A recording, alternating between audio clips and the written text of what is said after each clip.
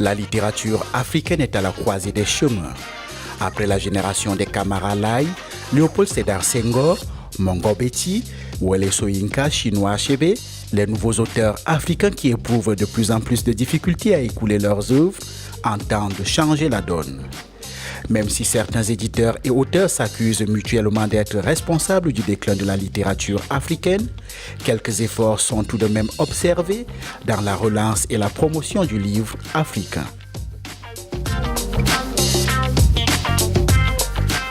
Et les salons du livre organisés à travers le monde voient de plus en plus la participation des éditeurs et auteurs africains. Le Salon du livre de Paris en est une parfaite illustration.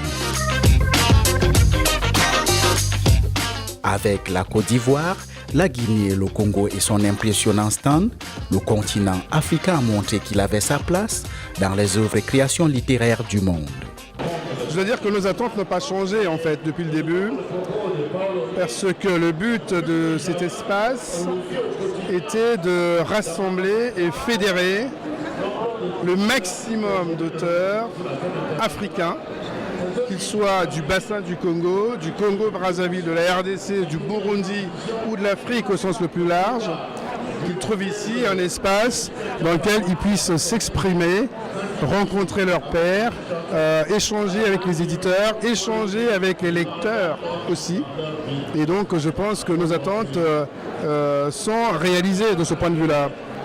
Je viens tout le temps au Salon du Livre au bassin du Congo. Non seulement il y a beaucoup de gens que je connais du Congo, et c'est aussi pour soutenir la culture africaine, la culture écrite africaine. J'aime l'écrit, j'ai sorti un livre il y a 3 ans, donc je compte en refaire. Donc c'est un univers dans lequel je baigne, dans lequel j'aime bien venir, rencontrer des gens, voir des gens qui écrivent, qui réfléchissent. Je pense que c'est important de soutenir et d'être là. C'était l'occasion rêvée par les auteurs, éditeurs et écrivains pour présenter le fruit de leur travail. Bon, j'ai, disons, tous mes livres à présenter, en particulier les derniers. Un roman, Vous mourrez dans 10 jours. Et puis 3 pièces de théâtre, Le mal de terre, Morgane et puis Le cri de la forêt. Alors, Thérapie aux abords du quai est une pièce de théâtre que j'ai publiée à la fin de l'année 2014. Et Thérapie aux abords du quai se passe autour d'un port. C'est une histoire autour d'un port. Et j'ai pénétré un milieu qui est un peu rude, mal connu, dans un milieu dans lequel beaucoup de gens ne s'aventurent pas. Parce que dans un port, on porte des charges qui sont très lourdes. Et dans ce texte, je mets au centre une femme, ce qui paraît assez bizarre parce que dans un port, en général, ce sont des hommes, même s'il n'est pas exclu que les femmes y travaillent. Mais je ne sais pas pourquoi les femmes ne sont pas nombreuses dans des ports. Et donc cette femme, c'est un peu elle qui tire les ficelles dans cette histoire que je raconte sur un docker qui a une situation difficile dans un monde qui doit se battre pour avoir beaucoup d'argent et toujours beaucoup d'argent. Et je mets au centre l'humain. Qu'est-ce qu'un humain? Que devient l'humain quand on a cherché à gagner beaucoup d'argent, quand on a cherché à être les plus performants, les plus riches? Quelle est la place de l'humain dans cet environnement? Voilà un peu ce dont traite Thérapie aux abords du quai. Au Salon du Livre, je vais présenter, c'est vraiment l'inédit, des livres écrits en français mais traduits aux langues nationales congolaises, donc en lingala, kikongo, swahili et tsholuba, sachant qu'au Congo on parle les 4 langues, donc c'est pourquoi j'ai choisi d'écrire en français en traduisant nos langues pour que les enfants, ce sont des livres destinés pour les enfants, apprennent la langue en même temps et l'orthographe aussi. Voilà, j'ai tenu à écrire dans cette langue-là parce que nos langues, surtout pour ceux qui habitent ceux de la diaspora, on parle moins nos langues, on parle plus français. Alors une langue qui n'est pas parlée, à la langue, ça sera une langue morte. Or, une langue fait partie de la culture, dans l'identité de la personne. Ça fait partie de nous. C'était le moyen de pouvoir la conserver, c'était d'écrire, de laisser quelque chose donc, sur papier pour que les générations futures, surtout les enfants, apprennent à connaître nos langues qui fait partie de leur patrimoine aussi culturel. Je viens de publier il y a de cela quelques jours aux éditions Nzé et dans la collection Les Apprentis Sorciers, ce deuxième recueil de poésie intitulé Danse des silhouettes. Je dirais d'abord que c'est un recueil qui a bénéficié d'un double élément paratextuel. D'abord la préface qui a été signée par Jacques Chevrier, qui est professeur émérite à la Sorbonne Paris 4, et la postface qui a été signée par Gabriel Mwene-Okunji, qui est Grand Prix de la littérature noire 2010, mais également qui est un poète majeur de l'espace francophone. Et donc je parlais de ce recueil, Danse des silhouettes, qui se subdivise en fait en deux grandes parties. La première partie qui reprend le titre de l'ouvrage Danse des silhouettes. Et c'est dans cette partie où je dirais, je présente tout ce qui se déclinerait comme étant des espérances, également des désespérances, comme étant des espoirs, mais également des désespoirs. Toutes ces présences, toutes absentes, mais comme je dis, présence mémoire, toutes ces présences mémoire qui se présentent comme des silhouettes qui nous habitent, qui nous entourent, des gens qui nous aiment, des gens qui sont partis, mais des gens qui sont toujours avec nous. Et toujours dans cette continuité, la deuxième partie du recueil Danse des silhouettes, intitulée Parole pour ma mère, n'est-ce pas, rend hommage à ma mère qui fait partie finalement de ces silhouettes qui sont déjà parties, ou comme je dis dans l'un de mes vers, qui ont pris le chemin, n'est-ce pas, sur lequel toutes les silhouettes chemineront, c'est-à-dire le chemin, n'est-ce pas, de l'au-delà, le chemin de la mort, où tout humain, n'est-ce pas, est appelé un jour à marcher, puisqu'on est tous appelés à quitter ce monde un jour. Le Salon du Livre de Paris, c'est une vitrine pour nous, non seulement pour faire connaître nos auteurs, pour faire connaître les ouvrages sur la Guinée, mais surtout faire la promotion du livre guinéen, faire la promotion des 72 heures du livre. Notre vision dans quelques années, c'est de faire de Conakry la capitale africaine du livre. Et c'est pourquoi nous sommes en train de faire en sorte que chaque année qu'on soit présent ici, au Salon du Livre de Paris, pour faire la promotion de notre espace, pour faire la promotion de nos auteurs, pour faire la promotion de la littérature guinéenne. Nous venons de postuler à l'UNESCO au projet Capitale mondiale. Si notre dossier est accepté, Inch'Allah, Conakry sera la capitale mondiale du livre en 2017. Nous sommes en train de travailler. On a fait tout un programme sur une année, 23 avril 2017 au 22 avril 2018, pour présenter la littérature guinéenne, la littérature africaine. Et nous attendons le monde entier à Conakry pour faire la fête du livre. En attendant le verdict de l'UNESCO qui fera peut-être de Conakry la capitale mondiale du livre en 2017, la capitale guinéenne organise chaque année les 72 heures du livre.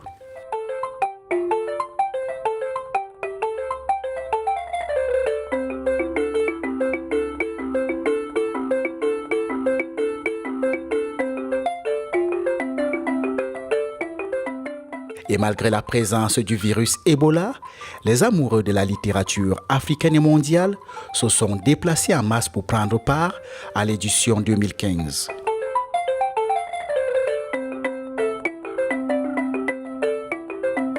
Et cette année, c'est la Côte d'Ivoire qui était l'invité d'honneur. Conakry a donc vibré au rythme des 72 heures du livre, avec des débats, des spectacles et des concours de jeunes lecteurs et écrivains.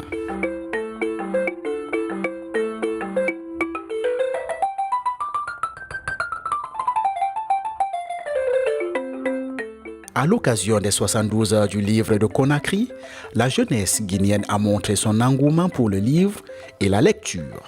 Nous sommes partis presque un mois. Un bon voyage, intéressant et nécessaire, et cependant horrible. Ce que j'étais, voyez-vous, éperdument amoureux d'une jeune fille qui allait devenir ma femme 2 semaines après mon 19e anniversaire. Merci.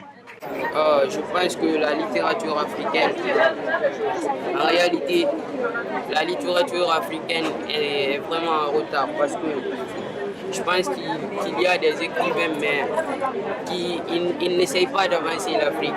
L'Afrique est toujours en retard. Et si on essayait au moins de faire dans tous les pays, parce que je ne sais pas si c'est dans tous les pays, les 72 heures du livre, les fréquents, mais si c'est dans tous les pays, on peut faire les 72 heures du livre, ça sera une très bonne chose. Les 72 heures du livre, c'est vraiment une initiative salutaire. Pourquoi? Parce que le livre, déjà, nous connaissons en Afrique comment est-ce que c'est réduit dans l'exploitation. Donc c'est une opportunité pour nous jeunes de pouvoir aller vers le livre et de pouvoir recevoir le livre. Donc avec le thème livre, sciences, climat et environnement, c'est une opportunité pour nous aussi de pouvoir aller vers la nature, de pouvoir prendre soin de notre pays pour aller vers un avenir meilleur avec le livre et avec l'environnement. La littérature africaine a toujours eu des tournants difficiles, mais je trouve que cette littérature est vraiment en train de revivre parce qu'il y a même le prix du jeune écrivain en Guinée qui cette année a eu tellement d'ex-aequo que les gens ne savent même plus comment faire. Il y a tellement de lauréats. Alors je trouve que la littérature africaine est en train de renaître avec cette nouvelle génération et avec nous. Mes auteurs préférés, il y a d'abord Binta Anne en Guinée qui est une sœur pour moi et Djibril Kassomba qui est un papa pour moi, parce qu'à travers leurs œuvres, à travers leur parcours, à travers leurs gestes directement avec nous, je trouve que franchement ce sont des exemples que moi j'imite beaucoup. Moi je souhaite que le livre puisse vraiment être réel dans les esprits, pas seulement matériellement, parce qu'il ne suffit pas seulement d'avoir le livre, mais il suffit d'avoir des gens qui ont déjà la culture du livre, qui savent c'est quoi le livre, c'est quoi l'importance du livre. Donc c'est mon plus grand souhait pour la Guinée, que la jeunesse guinéenne puisse trouver la valeur du livre et aller vers le livre. Et que les autorités aussi puissent nous aider à pouvoir avoir le livre et qu'il y ait la paix en Guinée.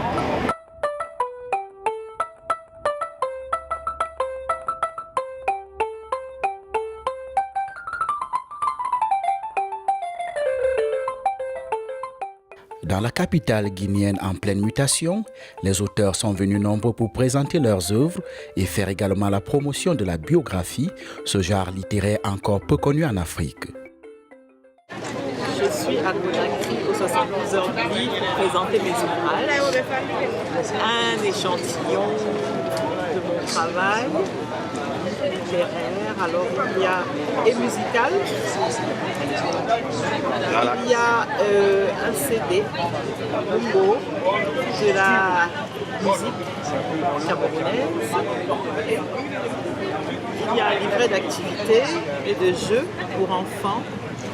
Alors à l'intérieur, il y a des labyrinthes, des jeux de 7 erreurs, sudoku, coloriage, etc. Ceci est un livre de coloriage à partir de 4 ans sur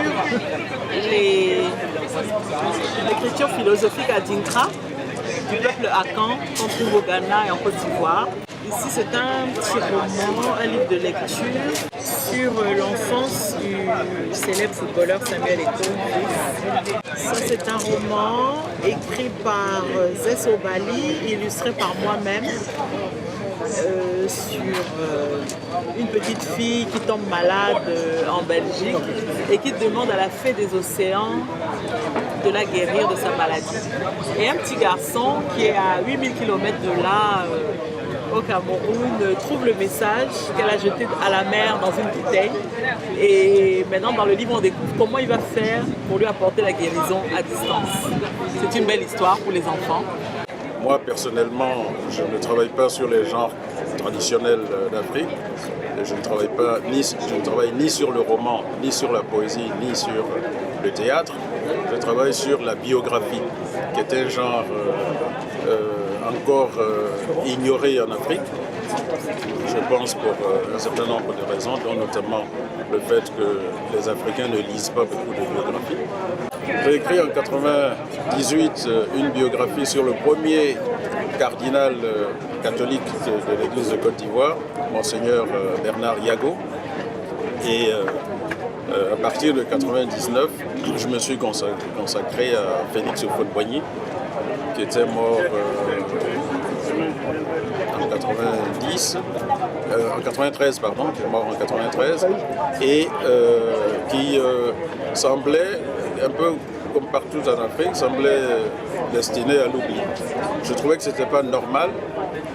Ici, en Guinée, il y a Sékou Touré, toutes les grandes figures africaines, dans ce qu'elles ont été de lumineux comme dans ce qu'elles ont été de sombres, doivent mériter l'étude et le regard critique de la jeunesse africaine. C'est aussi de cette façon qu'on peut contribuer à notre développement. Si nous ne nous connaissons pas, si nous ne connaissons pas nos forces et nos faiblesses, nous ne pouvons pas avancer. Donc il y a la littérature classique, roman, poésie, théâtre. Je pense que la biographie est un genre que nous devons faire connaître, faire progresser en Afrique.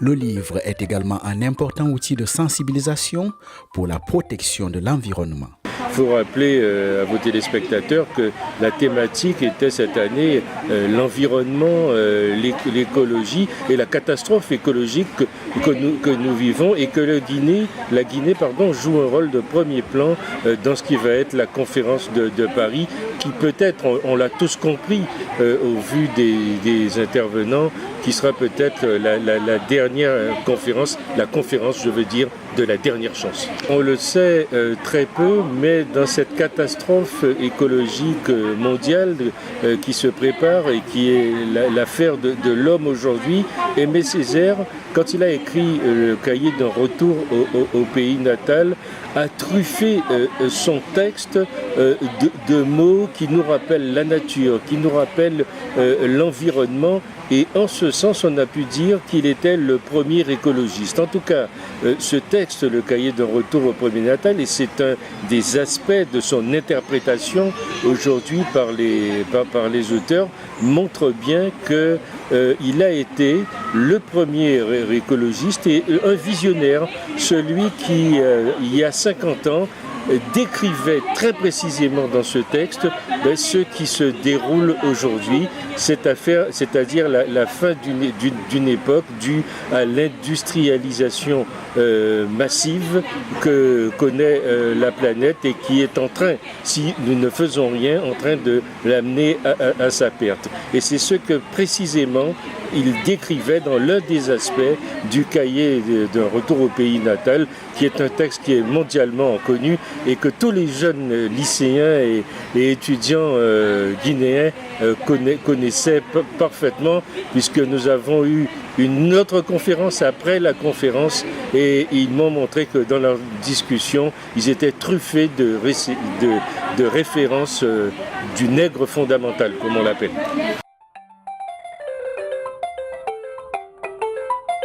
Pour la plupart, malgré les difficultés rencontrées, la littérature africaine a de l'avenir. L'avenir de la littérature africaine, moi je suis très optimiste. Pas seulement parce que je vends bien mes livres, mais je vois que les événements littéraires sur le continent attirent de plus en plus de monde. J'étais au salon du livre de Yaoundé en décembre 2013. Il y avait une affluence record. On était vraiment ravis. Je sais qu'il y a des rencontres à Abidjan et en à Dakar.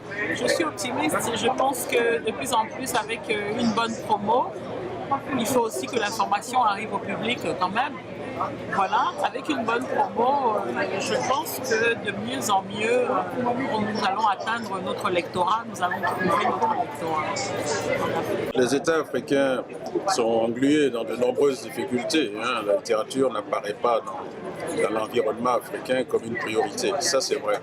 Mais en même temps, les acteurs les acteurs du milieu du livre doivent aussi faire quelque chose. Il ne faut pas toujours tout attendre de l'État. La littérature africaine en général, mais elle a un dynamisme absolument incroyable.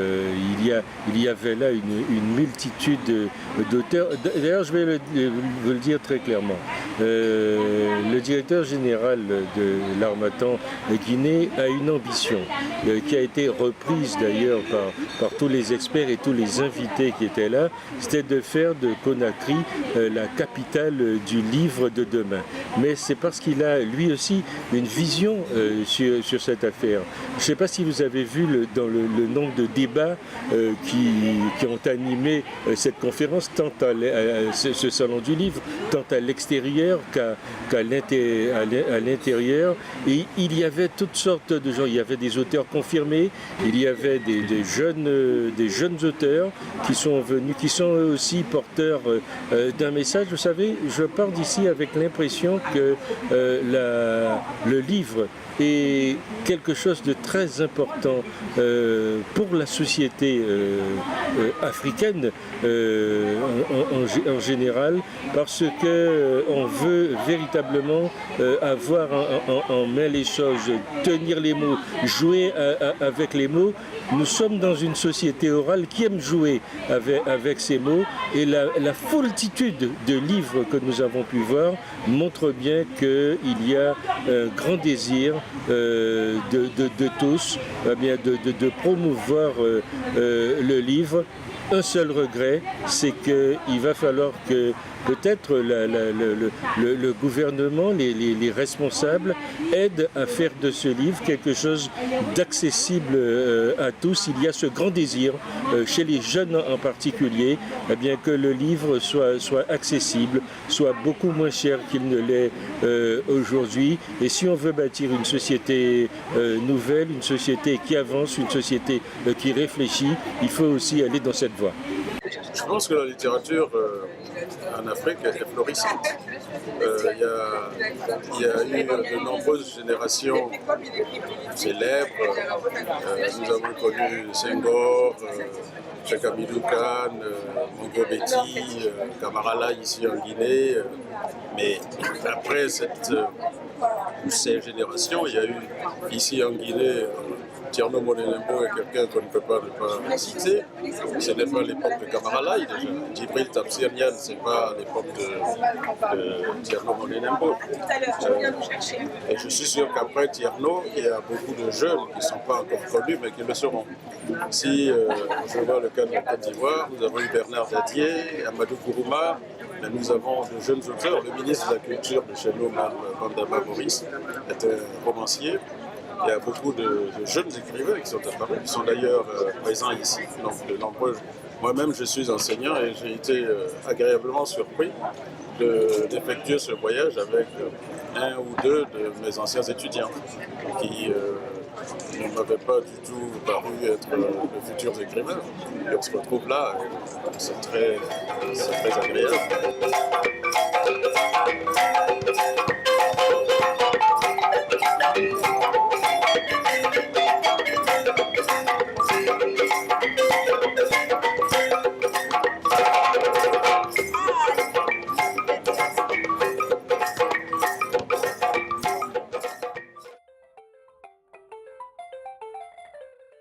Depuis 7 ans, nous nous battons pour que le livre ait une place en Guinée. Et c'est ce qui commence aujourd'hui à porter fruit. Et les Guinéens veulent se mettre à la lecture parce que la lecture est fondamentale pour l'épanouissement, pour le développement d'un jeune, d'un enfant. Et le livre instruit, le livre éduque, le livre sensibilise, le livre fait voyager. Notre souhait, comme je vous l'ai dit lors de mon discours inaugural, c'est de faire de Conakry la plateforme du livre en Afrique.